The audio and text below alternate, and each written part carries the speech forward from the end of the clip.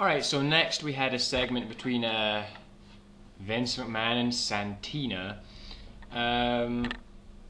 Vince is looking for his office, and he approaches the room, which is usually his office.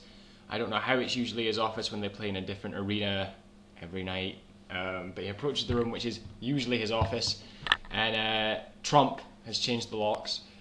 Santina suggests that Vince and Trump share an office and call it McDonald's.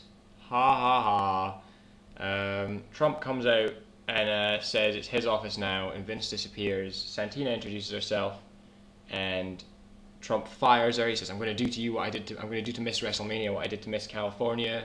I don't understand that reference. If anyone wants to enlighten me, that's great. He says, you're fired. And they do some kind of trick of the camera to make Santina run off, and then Santino immediately appear, which I thought was quite clever, actually. And Santino basically hints that they're not going to make any attempt to bring Santina back after this. He went, she had a good run, so that's probably the last we'll see of Santina, I reckon, because they ran out of ideas of what to do with it. Don't really know what they're going to get Santino to do now, though. Curious about that. I like Santino. He's funny. I want him to stay. Be a manager. Be a good manager. Next we had a singles match between Primo and Cody Rhodes, which of course is a prelude to the Colognes defending the Unified Tag Team Championships against Priceless at the Bash, which I'm fully expecting Priceless to win the tag titles.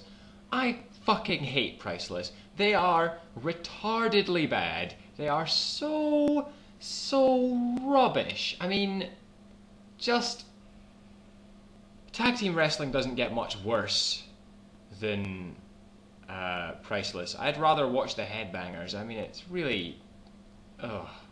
But I'm expecting them to win, definitely.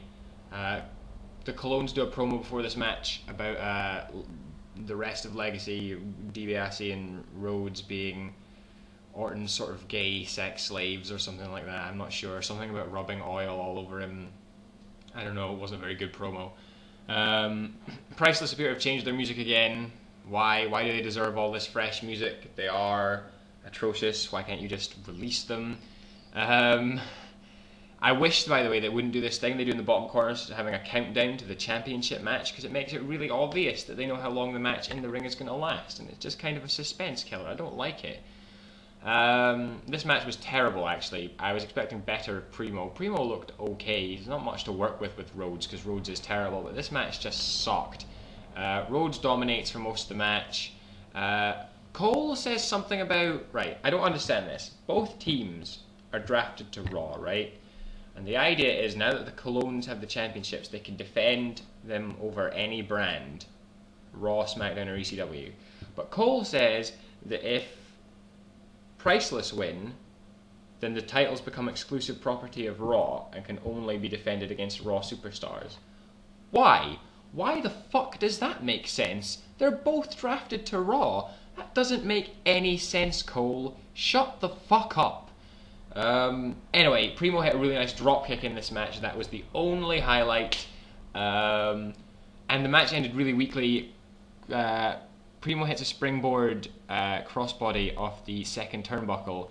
Rhodes rolls through it and pulls the tights for the win. That's the kind of finish I would expect in a match between Eve Torres and Layla. Not between potential, tag champion and potential tag champion. Fail, fail, fail, fail, fail, fail. No. Just these two guys, Priceless. Swear to God, the nepotism is so irritating because they have no natural gift, and if it wasn't for their fathers, we wouldn't have to put up with them, and it just pisses me off. Anyway, we get another segment where Vince is still looking for his office and bumps into Goldust and Hornswoggle. Goldust puts his long gold wig on Vince, which was actually kind of funny. Then they had a really base segment where someone had put the office sign of Vince McMahon on a toilet cubicle from which Festus emerges. Ew. I'd never actually noticed quite how fat Festus is before. He's really fat. Yeah, another sign that he needs to go. Now this match, people have been talking about this and saying it was great. I think it was wonderful. I'm going to talk about it for about 2 minutes because I thought it was terrible. This was the WWE Championship match, last man standing, Orton Triple H. Triple H clearly thinks he's the king of the last man standing match. He clearly thinks that. He is not. Anyone who saw Edge and John Cena in a last man standing match on pay-per-view earlier in the year will know that that was fucking incredible. This was fucking shit. It was terrible. So boring. I was just sat there like, when's it gonna end? Why hasn't it ended yet? Just really extremely dull. The spots weren't exciting, they weren't fresh, they were stale. Orton works the knee throughout most of the match. Triple H, everyone knows he has bad knees, so he works the knee. Dominates for quite a while. Orton dominates, which is nice. I was barely watching this match, it was so boring. With a nice vicious chair shot by Orton at one point to Triple H. Triple H gets RKO'd onto the table. I don't understand why that would hurt any more than a normal RKO. I never understand why people do that. Just do like a pile driver. Well, I know they're not allowed to do pile drivers anymore, but you know what I mean. Do something like that. But the table didn't break. Fail. Then Triple H answers the 10 count getting up at 9, but I don't think he actually got up. If I had been a referee and it was real, I'd have counted him down from the position he was standing in. Then Triple H back body drops Orton onto the table, and again, didn't break. Kind of made the spot look rubbish. They fanny about for a bit, and then Triple H hits a spine buster on the ramp, and Orton then counters a pedigree into a backdrop on the ramp. Orton beats the shit out of Triple H with a ladder, to the extent that Triple H shouldn't have gotten up after it. He really shouldn't have, but he did. Orton had decimated his leg by that point, and he got up. Triple H hit a pedigree on the stage onto Orton, but Triple H's leg gave out, so neither man could get up. So neither could answer the 10 count. But Triple H nearly did it, making him look like the better man on the night, and Orton retains the title. I'm glad Orton retains the title, but then we find out later, well, I'll explain later on. We have a segment between Miz and Maurice. Just to clarify, I thought that the last man standing match was rubbish. We have a segment between Miz and Maurice. They have quite a good chemistry together. I think they are going to couple up, but Maurice tells the Miz flat out that she will be more receptive to him if he does something impressive. So I'm hoping that happens at the Bash. Trump comes out and delivers a segment, says it's good to be rid of McMahon, and then starts saying all these horrible things like he's not appointing a general manager, but they're going to have a celebrity host every week. Ew, that sounds awful. McMahon swaggers out.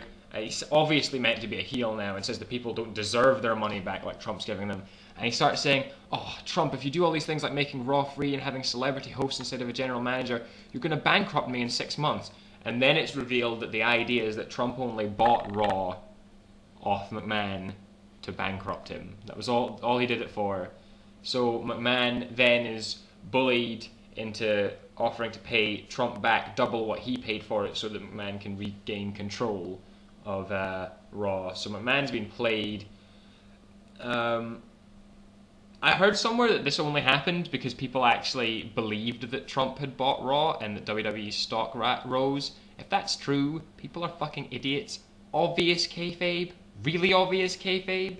But anyway, I'm glad that that's happened. I couldn't have dealt with any more of Donald fucking Trump on Raw. Thank Christ he's fucked off.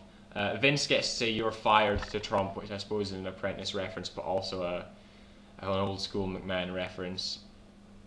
Trump slaps McMahon. I kind of wonder if the people actually got their money back at the end of this show, or if they said, well, Trump doesn't run it anymore, so he's not giving you your money back. And actually, I've run out of time again, which is really frustrating. I wanted to have this wrapped up in 2 segments. I'm really sorry, guys. The last segment will be really brief, I promise. Really, really brief. If you could switch over, that would be awesome. Thanks a lot for bearing with me.